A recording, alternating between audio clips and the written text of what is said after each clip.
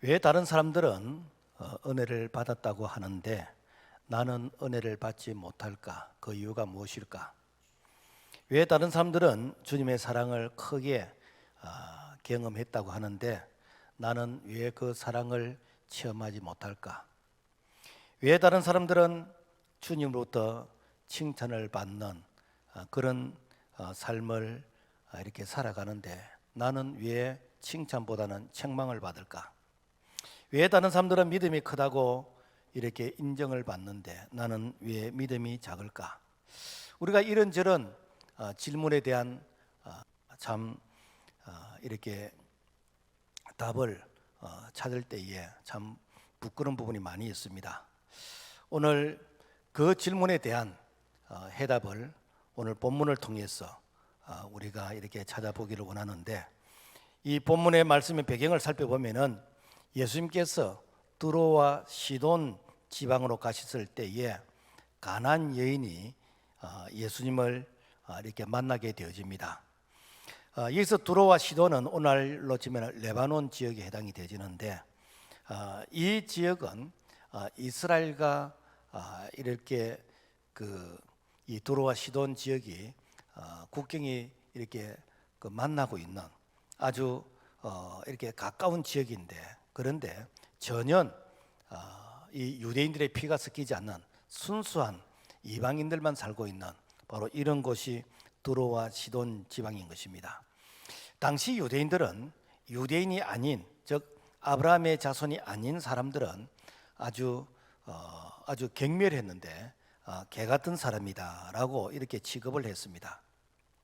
그러다 보니까 두로와 시돈 사람 역시 유대인들을 아주 적개심을 가지고 대하게 되어졌습니다. 예수님께서 갈릴리를 중심으로 해서 사역을 하시다가 이 두로와 시돈 땅으로 가게 되어집니다. 이 갈릴리 지역에서 그냥 이렇게 나오신 게 아니고 성경에 보면은 거기서 나가사 두로와 시돈 지방으로 들어가시니, 나간다는 이 말은 뭔가 하면은 이거는 도망치듯이 나오는, 내가 빨리 나와야 되겠다라는 이런 마음을 가지고 이 갈릴리 지역을 나와서 그리고 이방인 땅이라고 말하는 유대인들이 가장 싫어하는, 가장 경멸하는 그 두로와 시돈 지방으로 가시게 되어졌다라는 것입니다.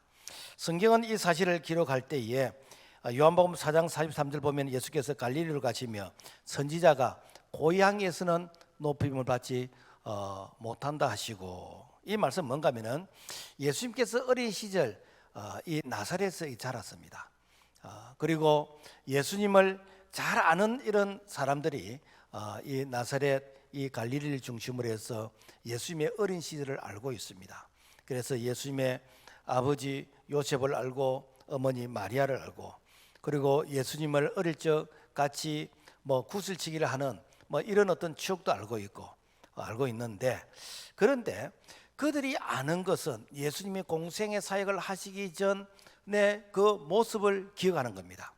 그런데 예수님이 공생의 사역, 즉 하나님의 나라의 복음을 전파하시면서 이제는 하나님의 아들로서 이렇게 복음을 선포하실 때 그들이 예수님을 믿지 않는 거예요.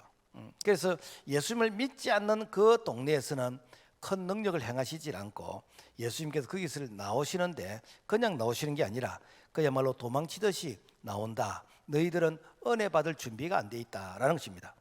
오늘로 말하면은 내가 모태신앙이라도 할 수 있고, 내가 어릴 적부터 신앙생활을 했다고 할 수 있고, 내가 신앙의 그런 은혜를 체험할 수 있는 그런 환경에서 내가 자랐는데, 그런데 이것을 당연하게 생각하고 은혜의 가치를 모르면은 예수님께서 그 자들에게는 은혜를 주시지 않고 거기서 나오신다라는 것입니다. 자, 오늘 이런 배경을 가지고 예수님께서 두로와 시돈 지방으로 가셔서 바로 이방 여인, 가나안 여인이라고 얘기하고 수로보니게 여인이라고 하는데, 이 수로보니게 이방 여인을 만나게 되어집니다. 자, 그렇다면은 이 수로보니게 여인은 어떤 사람인가? 오늘 21절에서 22절 말씀 보면은 예수님께서 거기서 나가서 두로와 시돈 지방으로 들어가시니 가나안 여자 하나가 그 지경에서 나와서 소리 질러 이르되, 여기서 이 가나안 여인은 이것은 헬라인이고 이것은 수르보니게 여인이다. 여기서 이 헬라인이라는 것은 이거는 이방 사람이고 수르보니게라는 것은 이것은 시리아의 페니키안인이라는 그런 뜻으로서, 그래서 당시 유대인들이 바라볼 때는 아주 인간 이하의 취급을 당하는 바로 그런 사람이 이 이방인 수르보니게 여인이다라는 것입니다. 이 선민 의식이 강했던 이 유대인들은 이 이방인들을 아주 경멸하는 그런 자세로 이렇게 그들을 바라보았습니다. 게다가 이렇게 딸이 귀신이 들렸다라고 할 경우에는 그 귀신 들린 그 딸을 둔 어머니를 누가 이렇게 존경하고 환영을 하겠습니까? 그러니까 이 귀신 들린 이런 딸 어느 누구도 유대인들이 가까이 하지 않는데, 그런데 예수님께서 이 가나안 여인을 만나 주십니다. 어떻게 만나 주시는가? 가나안 여인이 예수라는 이 소문을 듣고 찾아옵니다. 그러면서 내가 알던 예수는 이렇게 귀신을 쫓아내주고 병든 자를 고쳐주고, 그리고 소외된 자들에게 예수님께서 위로자가 되어주신다라는 이런 소문을 듣게 되어졌습니다. 그래서 자기 안타까운 이 사정을 가지고 예수님께 찾아와서 다윗의 자손 예수여 나를 불쌍히 여기서 내 딸이 흉악한 귀신이 들렸나이다. 여기서 귀신도 그냥 뭐 일반적인 좀 평범한 귀신이 아니고 아주 잔인한 귀신, 흉악한 귀신, 더러운 귀신, 그 귀신 때문에 그야말로 가정이 풍지박산이 일어나게 되지는 바로 그런 입장의 이 귀신 들린 딸이다라는 것입니다. 그러니까 이 유대인 입장에서 보면은 그렇지 않아도 이 이방 여인을 개처럼 취급을 하고 정말 무시하는데, 그런데 이 수르보니게 이 여인은 여인의 이름도 없어요. 지금 말하면은 어느 동네 그 가부, 어느 동네 누구 뭐 그런 입장입니다. 거기다가 이 귀신까지 들린 이런 딸을 둔 어머니이다 보니까 누가 봐도 저 여자는 참 이렇게 인생이 그야말로 버림받은 인생처럼 보이고 가장 밑바닥 인생으로 보이고, 어쩌면은 먹다가 버린 음식 쓰레기 같은 그런 부스러기 인생 같은 이런 모습으로 이렇게 보여집니다. 아마 본인도 그렇게 생각했을 것 같습니다. 그러니까 예수 외에는 소망이 없는 바로 이런 삶을 산 자가 수르보니게 여인이다라는 것입니다. 오늘날로 말하면은 나는 죄인 중에 괴수입니다. 나는 죄인으로 인해서 나는 인생의 바닥을 치고 더 이상 내려갈 곳도 없는 가장 밑바닥에 그런 삶을 살고 있습니다. 주님, 나를 불쌍히 여겨 주세요. 주님 외에는 소망이 없습니다. 바로 이런 자, 바로 이런 행편에서 주님을 찾는 자, 사모하는 자, 사실은 예수님께서 이런 자를 찾아가시고 만나 주신다라는 것입니다. 오늘날 이렇게 주님의 이름이 드러나기보다는 내 이름이 드러나기를 바라고 교회의 영광보다는 자신의 자존심을 지키려고 하는, 교회는 어떻게 되든지 말든지 그야말로 내 이름이 사람들로부터 존경받기를 원하는 이런 자는 절대로 주님이 찾아오시지도 않고 만나 주시지도 않고 이런 자에게는 은혜가 없다라는 것입니다. 오늘 수르보니게 여인은 자기가 환경적으로 이렇게 낮아졌습니다. 그래서 내 형편상 낮아졌습니다만은 하나님께서 은혜를 주시기 위해서 우리를 어떻게 하시는가? 강제로 낮추시기도 합니다. 가장 이게 좋은 은혜는 내가 스스로 낮아지면은 가장 좋겠지만은 스스로 낮아지지 않는 사람은 어떻게 하는가? 하나님께서 강제로 낮추시는데, 우리가 모세를 보면은 모세가 40세일 때는 정말 이렇게 뭐 건강하고 혈기왕성하고 했지만은 이때 하나님이 쓰시지 않고 모세를 80이 되었을 때, 그래서 말도 어눌하고 눈도 침침하고 기력이 시한, 그래서 더 이상 내 힘으로는 아무것도 할 수 없다고 말할 그때에 하나님이 모세를 불러서 출애굽의 지도자를 쓰시면서, 그래서 그 사명을 감당할 때까지 40년 동안 그야말로 이렇게 건강이 쇠하지 아니하는, 기력이 쇠하지 아니하는, 그래서 사명이 끝났기 때문에 하나님이 부르시지 건강 때문에 부르신 것은 아니다라는 것입니다. 우리가 요셉도 보면은 요셉이 아버지 품에 있을 때는 그야말로 고자질하고 아버지 품에서 잘난 체하면서 이렇게 자랐는데 이제는 형들부터 미움을 받고 버림을 당하고 내가 노예로서 종으로서 억울하게 감옥을 생활을 하고 바로 이럴 때에 하나님을 만나게 되집니다. 그래서 이제는 내가 그야말로 버림받은 그 부스러기 같은 그런 인생을 할지라도 내가 하나님을 찾고 내가 하나님을 신뢰하고 내가 하나님의 이름을 부를 때에 하나님께서 때가 되매 요셉을 애굽의 총리로 채워주시는 그런 은혜를 경험하게 되어졌습니다. 뿐만 아니라 신약성에도 보면은 이 사도 바울이 자기의 세상적인 배경을 자랑할 때 나는 길리기아 다수에서 태어났고 가말리엘 문화생인 것이고 로마 시민권을 가지고 나는 베냐민 지파로서 나는 뼈에 있는 그런 집안이고 내가 세상적인 것을 내가 자랑할 때는 자기의 그 자랑을 가지고 예수 믿는 사람들을 핍박하는 일에 앞장섰지만은 그러나 다메섹에서 부활하신 예수님을 만난 이후로 내가 육체의 가시를 가지고 있을 때는 나의 약함을 통해서 하나님의 능력이 강하게 임하게 되지는 그래서 내가 낮아지고 내가 깨어지고 그래서 주님 외에는 소망이 없습니다라고 말할 그때에 주님께서 잠들어서 쓰시는 그런 은혜를 오늘 우리가 보게 되어집니다. 낮은 곳에 임하소서라는 그 책의 저자, 영화도 나왔습니다만은 맹인 안요한 목사님, 이 안요한 목사님은 원래 그 아버지가 목사님이시에요. 그런데 옛날에는 참 목사님들이 가난하게 살았어요. 왜 시골에서는 뭐 이렇게 사례비를 이렇게 뭐 주는 보다도 뭐 쌀 몇 대, 보리 몇 대, 그 자녀들이 많을 경우에는 이 쌀을 팔아서 양을 많게 하기 위해서 보리를 이제 사가지고 좀 양을 많게 하는 그런 시대예요. 그 보리를 가지고 양을 많게 해도 이 자녀가 많을 경우에는 이 배불리 먹을 수 없는 그런 형편이 과거 참 시골에서 이 목회자의 그런 생활이었습니다.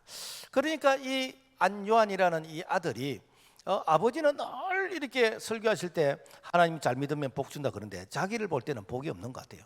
그래서 주일날 이 예배당 입구에 하나님을 믿으려면 네 할아버지를 믿으라라고 하면서 그래서 안 요한복음 1장 1절 해가지고 이게 이 교회문에 붙여놨어요. 그래서 뭐 난리가 났습니다.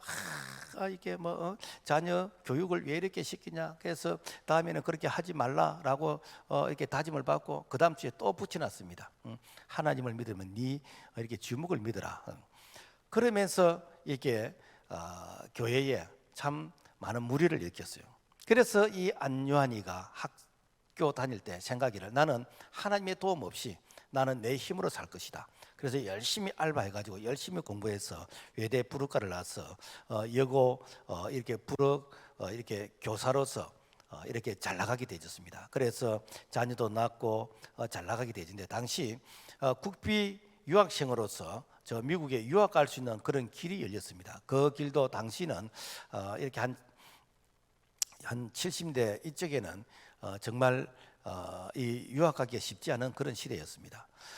그래서 이제는 비자를 받고 이제 출국이 이제 점점 이게 다가오는데 그런데 앞이 점점점 안 보이는 거예요. 나중에는 앞이 전혀 안 보이는 것입니다. 앞이 전혀 안 보이니까 이제 교편도 이제는 사직서를 쓰게 되는 것이고 그리고 마누라도 당신하고 못 살겠다 가지고 아이들 데리고 친정으로 가버리고 그래서 거지가 되었어. 다시 점자를 배우면서 다시 공부를 해가지고 나중에 이제 목사님이 되었는데 내가 두 눈을 가지고 있을 때는 하나님을 보지 못했는데 내가 장님이 된 이후로 맹인이 된 이후로 내가 하나님을 본다. 그러면서 낮은 곳에 임하신다. 하나님께서는 그 겸손한 자, 낮아진 자, 바로 이렇게 부스던 그런 모습 가운데서 하나님을 찾을 때에 하나님께서 바로 만나 주시고 그래서 참 두 눈을 가지고 있을 때에 하나님의 사랑을 체험한 것보다도 바로 내가 맹인이 될 때 더 큰 하나님의 사랑을 체험한다라는 것입니다. 오늘 우리가 꼭 육체적으로 우리가 환경적으로 깨어져서 낮아지기보다는 평소에 우리가 낮아지는 이런 마음, 겸손한 마음, 사모하는 마음, 갈급한 심령 그래서 정말 심령이 가난한 자의 이런 모습으로 우리가 주님을 찾게 될 때 주님은 그런 자를 만나주시고 은혜를 주신 줄로 믿습니다. 그러므로 부스러기 인생을 고백하라는 것이죠. 오늘 22절 말씀 보니까 가난한 자 하나가 주 다윗의 자손이여 나를 불쌍히 여기소서 내 딸이 흉악하게 귀신이 들렸나이다. 당신은 남성 중심의 이런 사회였습니다. 자, 이럴 때에 이 이방인들, 그 중에서 이방 여인이라고 말하면은 지옥의 땔감이라고 생각할 정도로 아주 무시를 당했습니다. 그런 무시를 당하는 이런 자들에게 우리 예수님께서는 이방인들을 만나주시는, 특별히 이방 여인을 만나주시는 그 사건이 두 번이나 나오게 되는데, 한 번은 요한복음 4에 보면은 이 수가성 여인을 만나주시게 됩니다. 이 수가성 여인은 남편이 5명이나 있었지만은 그 남편이 이게 만족함이 없고 지금 있는 남편도 이렇게 만족함이 없는 바로 그런 행편에 이 사랑의 목마름이 있는 이런 여자에게 이 물을 마시는 자는 다시 목마르지만은 내가 주는 물을 마시는 자는 영원히 목마르지 아니할 것이라 하니까 그 물을 내게 달라고. 그래서 그 물의 주인공이 누군가? 바로 낸데 내가 당신에게 영원한 생수 같은 이 구원을 주겠다라는 것입니다. 그래서 요한복음 4장 28절만 보면 여자가 물동이를 버리고 동네에 들어가서 와서 보라 이는 그리스도가 아니냐라고 하면서 예수 그리스도를 통해서 이제는 신랑 되신 예수님을 통해서 이제는 내가 사랑의 이 갈급함을 해결하게 되는 것이고 그리고 복음의 증인이 된 삶을 살게 되었다라는 것입니다. 뿐만 아니라 마태복음 15장과 7장의 말씀 보면은 이 귀신 들린 이 수르보니게 여인, 이 여인도 마찬가지입니다. 그래서 참 내 딸을 숨기고 싶은 그것도 귀신이 들려 있으니까 이 병은 그야말로 사람들에게 알리고 싶지 않는 바로 이런 마음이 바로 평범한 사람들의 그런 마음인 것입니다. 그런데 이 여인은 너무 갈급한 것이요. 내 딸이 고침받았으면 좋겠는 거예요. 그래서 수치와 부끄러움을 무릅쓰고 소리 질러 내 딸이 흉악한 귀신에 들렸습니다. 주님 내 딸을 고치세요 라고 이렇게 부르짖게 됩니다. 그런데 예수님께서 그 딸의 참 어려운 그런 행편 그리고 어머니의 그 간절한 그 마음을 예수님께서 위로해 주시는 게 아니고 예수님께서 그 여자의 자존심을 건드립니다. 나는 이스라엘 집에 잃어버린 양 외에는 부르심을 받지 아니했다. 무슨 얘기인가? 나는 택한 자들, 나는 유대인들을 나는 먼저 복음을 전하는 자로 내가 왔지 이방인들에게 관심이 없다. 그래서 자녀의 떡을 떼어서 개들에게 주는 것은 이것은 마땅치 않다라고 하면서 그 어렵게 찾아온 그 여인의 자존심을 건드리게 되는 것입니다. 여러분요, 우리가 신앙생활하면서 자존심 상하면 어떠는가? 자존심 상하면요, 여러분 이렇게 은혜 못 받습니다. 교회도 박차고 나가버리고 그야말로 교회에서 이 낚시 바늘처럼 한번 걸리기만 해봐라 이런 생각을 가지고 있습니다. 그런데 우리가 그런 마음을 가질 수 있는데 그런 마음을 가지면요 은혜가 없습니다. 그런데 오늘 이 수르보니게 여인은 어떻게 하는가? 주여 올소이다. 개들도 주인의 상에서 떨어지는 부스러기를 먹나이다. 나를 개처럼 취급해도 됩니다. 개들도 주인의 밥상에서 떨어지기는 밥풀떼기, 그 음식의 그 쓰레기를 주워서 먹지 않습니까? 그 부스러기라도 있으면 내게 좀 주세요. 주님, 먹다 남은 그 밥상에 떨어지는 그 부스러기라도 있으면 내게 주십시오 라는 것이 무엇인가? 바로 이 여인이 주님 앞에서 이 고백하는 그런 자세의 모습이다 라는 것입니다. 오늘 우리가 이런 마음을 가지면요 은혜 못 받을 사람이 없습니다. 오늘 우리가 이런 마음을 가지게 되지면요 주님께서 그 사람에게 그야말로 특별한 은혜를 주실 것입니다. 왜 그런가?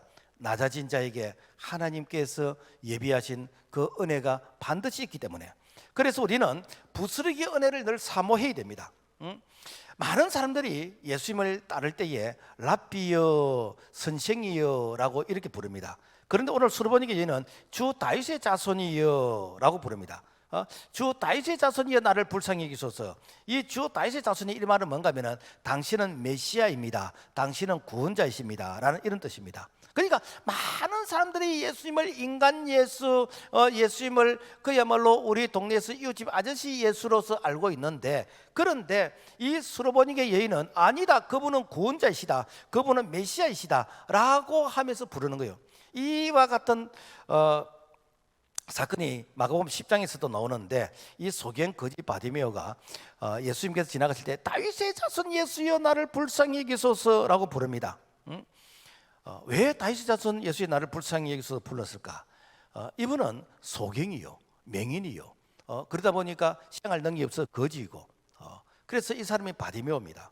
이 사람은 생활 능력이 없으니까 늘 어떻게 얻어먹는 그런 입장에서 깡통 하나 놓고 지나가는 사람에게 구걸하는 이런 입장인데, 그런데 지나가는 사람들이 그 당시에 정말 장안의 화제가 될 수 있는, 장안의 탑 뉴스가 될 수 있는 그런 얘기를 하는 거예요.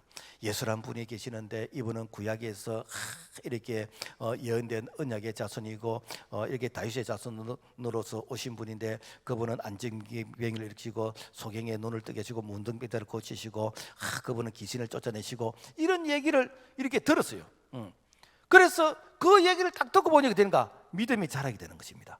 믿음이 자라게 되는 거예요. 여러분요, 로마서 10장 17절 보면은 믿음은 들음에서 나고 들음은 그리스도의 말씀으로 말미암느니라. 그러니까 우리가 이렇게 그리스도의 말씀, 복음의 말씀, 하나님의 말씀을 자꾸 들으면 나도 모르는 사이 믿음이 쫙쫙 자라게 됩니다. 우리가 요즘은 뭐 콩나물을 시장에 가서 삽니다만은, 옛날 어머니들은 콩나물을 집에서 이게 길렀습니다. 그래서 콩나물 시루에다가 콩을 딱 넣고 물을 주는 거예요. 시도 때도 없이 물을 줍니다. 그러니까 물을 준다 해가지고 금방 1cm 자라고 그러지는 않아요. 그런데 물을 주고 하루 지나고 보면 자라고 있어. 또 물을 주는 거라 물은 다 빠져버려요. 그런데도 보면은 이틀 지나면 또 자라고 있어. 이게 무엇인가? 이게 우리가 믿음이 자라는 것이요. 그러니까 내가 오늘 설교 말씀 들었다 해가지고 내가 믿음이 푹 자라고 그러진 않는데, 내가 설교 말씀을 듣고 내가 이렇게 예배 자리에 참석하고 새벽기도 참석하고 성경 공부 참석하고 기도에 참석하고 이렇게 하면 어떻게 되는가? 믿음이 쭉쭉쭉 자라게 되는 거예요. 그래서 성경은 뭐란가? 너희에게 믿음이냐? 믿음대로 되어라는 거야. 믿음대로 되어라. 우리가 요즘 다니엘 기도회에 이 은혜를 많이 받고 있는데, 그 금요일이든가 그 송경민 그 목사님의 그 간증, 어릴 적 너무 가난해가지고 초등학교 4학년 때부터 신문 이제 돌리기를 이제 하고 그리고 구두 닦기를 하면서, 그래서 참 남들이 이렇게 정상적으로 학교 다닐 때 자기는 이렇게 일을 해야 되는지는 이런 행편인데, 그런 행편인데도 불구하고 어머니가 아이를 데리고 새벽기도 가는 거예요. 새벽기도는 그리고 주일날 어른들 예배라고는 다 참석하는 거예요. 그러니까 뭐 자기하고는 별로 이렇게 안 맞는 뭐 관심이 없는 뭐 그런 부분이지만은, 그래도 예배라고는 예배를 다 참석하는 거. 그러다 보니까 되는가? 나도 모르는 사이에 내가 들은 게 있고 그리고 그 말씀의 은혜를 받게 되지고, 나중에 어떻게 되는가? 그 말씀이 내 안에 쌓이고 쌓여서 이 말씀이 능력이 되지고 이 말씀이 복이 되지는 그런 은혜 안에서 나중에 하나님께서 쓰시는 사람이 되어졌다라는 것입니다. 여러분, 이 여인에게 이 믿음으로 예수님을 찾아왔는데, 그런데 예수님께서 잔이의 떡을 떼어서 개들에게 던지는 것이 마땅치 않다라는 이런 말을 들었을 때 여러분 자존심이 안 상했겠습니까? 그죠? 나를 개처럼 취급하는 것도 자존심이 상하는데, 그런데 내게 줄 그런 은혜가 없다. 그래서 떡을 유대인 사람에게는 줄 수 있지만은 이방인에게는 줄 수 없다. 이런 말을 들으면은 어떤 생각이 들겠습니까? 그야말로 팍 이렇게 문을 발로 차고 나가고 싶은 뭐 그런 생각이 안 들겠습니까? 사실은요, 평소에 예수님은 그러질 않았거든요. 평소에 예수님은 객과 고아와 과부와 나그네를 이렇게 돌보는 참 인자한 사랑이 많으신 분인데, 오늘따라 예수님께서 이 여인에게 너무나 냉정하게 대하는 것이요. 우리가 이렇게 신앙생활을 하면서 이해가 안 되는 부분이 있습니다. 그럼 무엇인가? 하나님이 나를 이렇게 힘들게 한다, 이런 생각이 들 때가 있습니다. 그런데 우리가 가지고 있는 성경은 시험 이게 사실은 발음이 잘 구분이 안 됩니다. 그 경상도 사람들이 살 이게 잘 구분이 안 되거든요. 뭔가 하면 영어 성경에서는 테스트와 템테이션, 이 테스트는 무엇인가? 이걸 통과하면은 거기에 대한 보상이 기다리고 있는, 이걸 통과하면은 거기에 대한 위로가 있는, 이게 테스트입니다. 그런데 템테이션은 이거는 무엇인가? 이것은 죄를 짓게 되어지는, 하나님과 멀어지게 되어지는, 그래서 이것은 하나님과 단절되게 되지는, 이것이 바로 이렇게 유혹의 시험이거든요. 그래서 예수님이 말씀하시는 무엇인가? 테스트입니다. 예수님께서 이 여인을 테스트해 보는 거예요.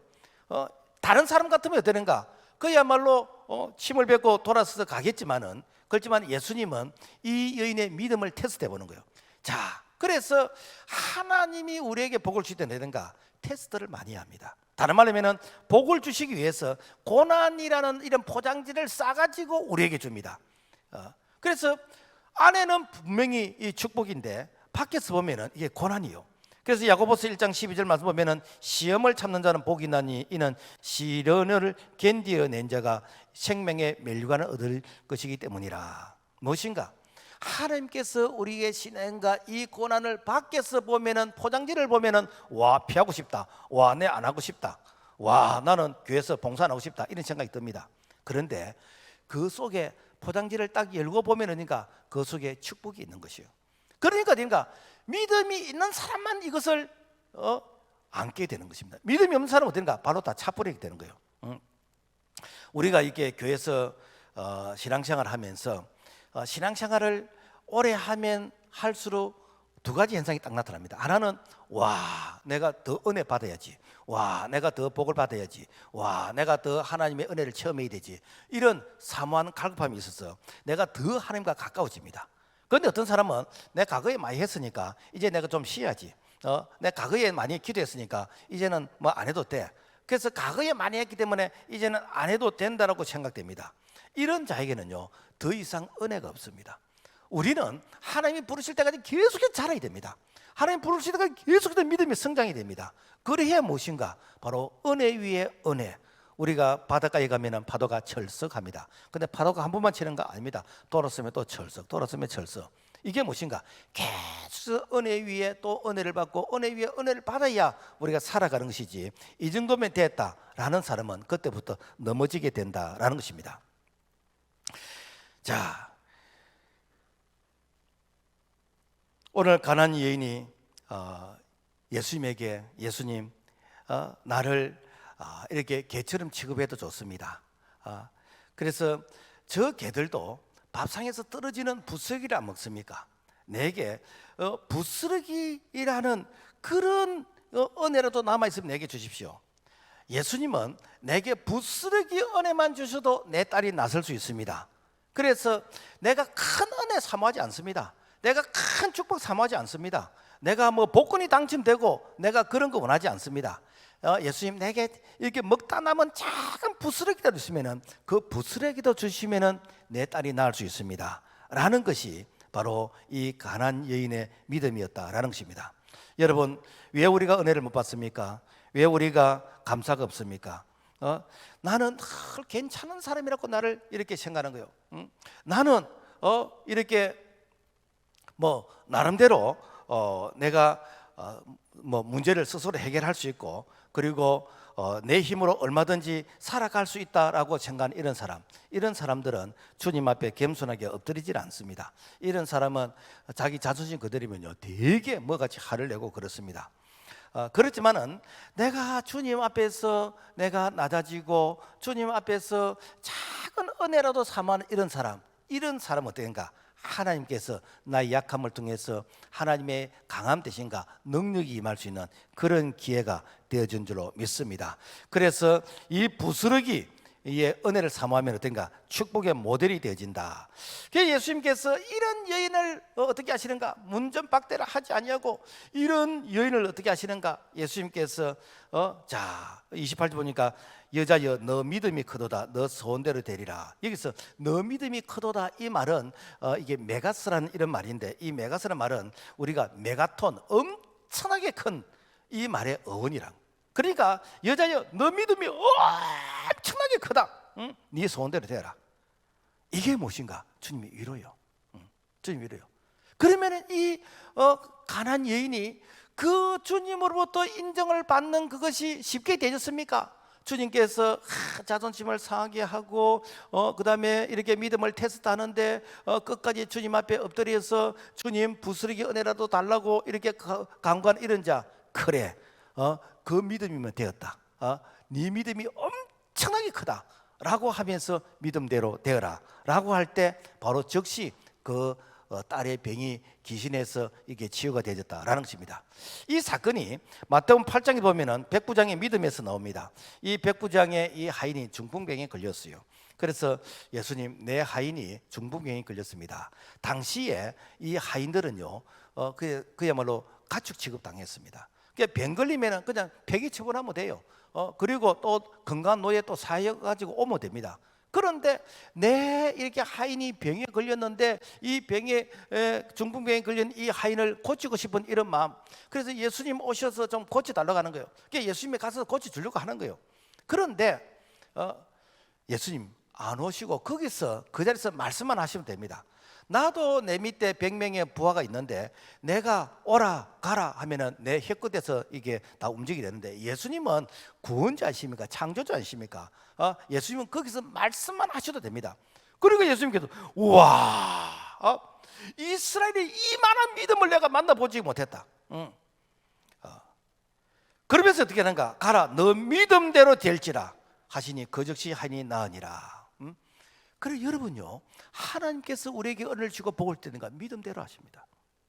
믿음대로 하시래요. 그러니까 오늘날 우리가 이 믿음이 자라도록 하기 위해서 우리가 애를 써야 되는 것이고, 그리고 참 내가 믿음을 이렇게 참 사모하는 이런 마음, 그래서 수로보니게 여인 같은 이런 마음, 백부장 같은 이런 마음, 소경 거지 바디메 같은 이런 마음, 정말 이렇게 부스러기의 은혜라도 내가 사모하는 이런 마음, 이런 마음을 가질 때에 그래 네 믿음이 크도다, 네 믿음대로 되어라 라고 하시면서 즉시로 낫게 되지는 그런 은혜가 오늘 우리에게도 임하는 줄로 믿습니다. 그러니까 성경에 보면은요, 이 기적이 뭐 대단한 것에서 일어나질 않았어요. 부스러기에서 일어나, 부스러기에서. 오병이 사건도 그 부스러기 아닙니까? 10,000명 이상 모인 사람들에게 거기서 어린아이 도시락 하나는 이거는요 그야말로 이 부스러기에 해당되는 겁니다. 그렇지만은 이 부스러기를 가지고 주님의 손에 올려드렸더니 주님께서 축사하시고 장정만 5,000명, 그러니까 적어도 10,000명, 15,000명, 20,000명이 먹고 12강주를 남았다라는 것입니다. 룻 기장에 보면은 젊은 가부 룻이 자기 시댁에 그야말로 남자라고는 다 죽어버렸어. 아무도 없어. 그래서 대를 이을 수 있는 그런 희망이 전혀 없습니다. 그리고 뭐 이렇게 잠시 고향을 떠났다가 이게 돌아오다 보니까 고향에 자기의 어떤 비빌 언덕이 전혀 없는 그런 가난한 그런 입장입니다. 그런데 이렇게 추수가 다 끝난 밭에 이삭 주러 가는 거예요.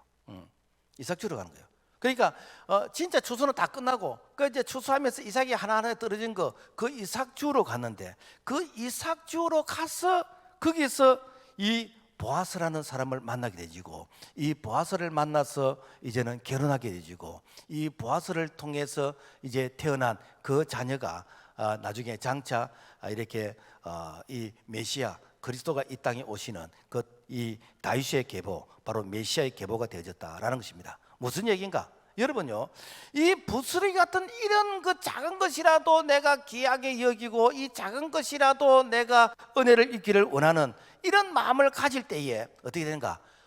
네 믿음대로 되어라 라는 것이요.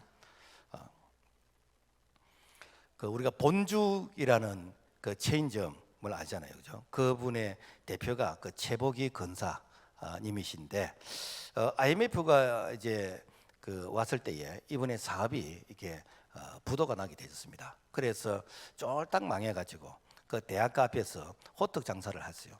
그 호떡 장사를 하면서 하나님, 내가 이런 호떡 장사를 하지만은 참 내보다 더 어려운 사람들을 내가 돕기를 원합니다. 이렇게 해가지고 그 노숙자들, 그 가난한 사람들을 돕기를 하는 거예요. 이게 이제 호떡이 장사가 잘 되는 거예요. 그래서 이제는 죽집을 이제 만드는 거예요.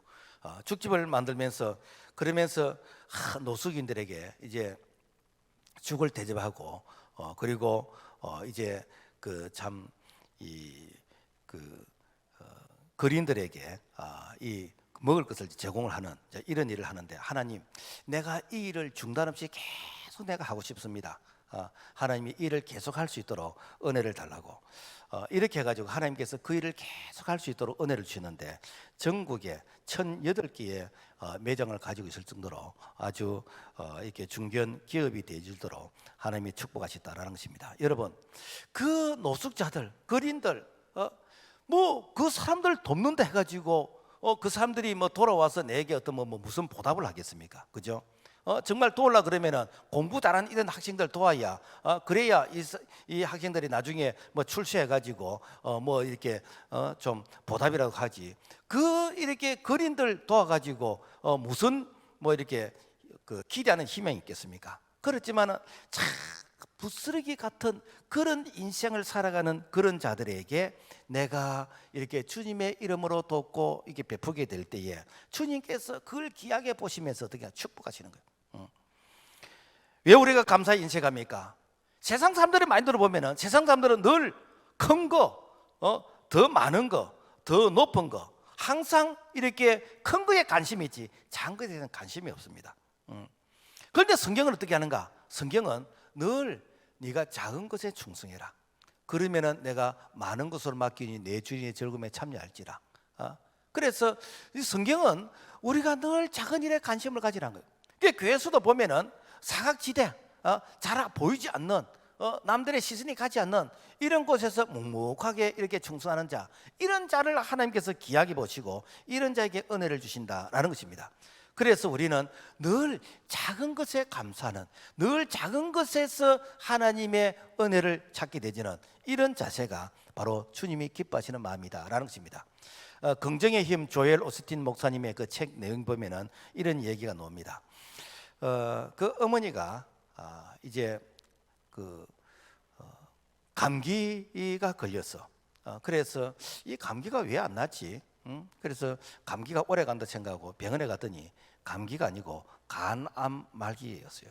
그래서 우리가 간은 잘 뭐 신호가 안 온다 그러잖아요. 이제 나중에 확인됐을 때는 이미 손을 쓸 수 없는 그런 단계. 그래서 간암 말기인데 이제 몇 주밖에 못 살 것입니다라고 의사가 이렇게 이게 진단을 이렇게 했습니다. 그래서 이제 이 어머니가 그 동안에 하나님이 베푸시는 은혜, 내가 이렇게 잊고 살았던 이 부분들을 한번 쭉 내가 한번 생각해 보는 것이요. 보통 큰 것은 기억하는데 작은 것은 다 잊어버리잖아요. 그러니까 부스러기 같은 그런 감사, 부스러기 같은 그런 은혜를 내가 다 기억해 보는 거예요. 그러니까 은혜 아닌 것이 없는 거예요. 감사 아닌 것이 없는 거예요. 그리고 성경에서 하나님께서 질병을 치료하신 것을 이걸 사건별로 한번 찾아보니까 자기가 찾은 외에도 한 40가지가 되더라. 하나님, 성경에 이렇게 은혜를 베푸지 않았습니까? 이렇게 치료하지 않았습니까? 라고 하면서 내게도 이런 부스러기 같은 이런 은혜를 달라고 기도할 때 하나님께서 이 몇 주밖에 못 산다는 이 사람이 20년 동안 살게 되어지는, 그러면서 하나님을 증거하는 이런 삶을 살게 되어졌다라는 것입니다. 불행할 때 감사하면은 그 불행이 종결되어지는 것이고, 형통할 때 감사하면은 축복이 연장이 되어진다. 그래서 이 감사는 바로 이 축복의 이렇게 분량이다라는 것입니다. 우리가 성경에서 믿음의 조상들을 이렇게 살펴보게 되는데 우리는 늘 믿음의 조상들 그 결과만 생각하잖아요. 다니엘, 다니엘 사자굴 속에서 살아남았다라고 생각되는데, 사실 다니엘이 사자굴 속에서 살아남게 된 그 히든 스토리는 무엇인가? 감사가 있어, 감사. 다니엘 6장 10절 보면은 전에 하던 대로 하루에 3번씩 무릎을 꿇고 기도하여 그의 하나님께 감사하였더라. 여러분 생각해 보세요. 내가 죄를 짓지 않고 내가 믿음으로 살려고 하는데 나를 죽이려고 그러는 거요, 나를 사자굴 속에 집어넣으려고 그러는 거요, 나를 풀물 속에 집어넣으려고 그러는 거요. 그런데 무슨 감사가 있습니까? 그런데 전에 하던 대로 습관대로 내가 하나님께 내 하루에 3번씩 내가 감사하면서 기도했다. 바로 그 감사의 기도가 바로 사자굴 속에서 이렇게 지켜 이렇게 보호해 주시다라는 것입니다. 뿐만 아니라 요나가 하나님의 이 명령에 불순종할 때, 내가 다시스로 도망갈 때는 그때는 풍랑이 일어서 자기가 탄 배가 그야말로 이렇게 풍랑의 어떤 이 침몰의 위기를 경험하게 되었지만은, 그렇지만은 내가 하나님의 말씀에 순종하고 회개하고 감사할 때는가 그 물고기 뱃속에서 그 물고기가 그 요나를 소화를 시켜서 죽이려고 하는 그 뱃속에서 이제는 나와서 이제는 이 복음을 전하게 되는 니네에 가서 이 사명을 감당하게 되지는 바로 그런 은혜를 누리게 되어졌다라는 것입니다. 우리가 다윗 그러면은 늘 다윗은 와 골리앗과 싸워서 이기게 되어지고 와 다윗이 죽인 자가 이렇게 만 명이 되어지고 늘 다윗의 승리만 생각이 되는데 다윗은요 그야말로 감사의 왕입니다. 얼마나 감사를 많이 하는지.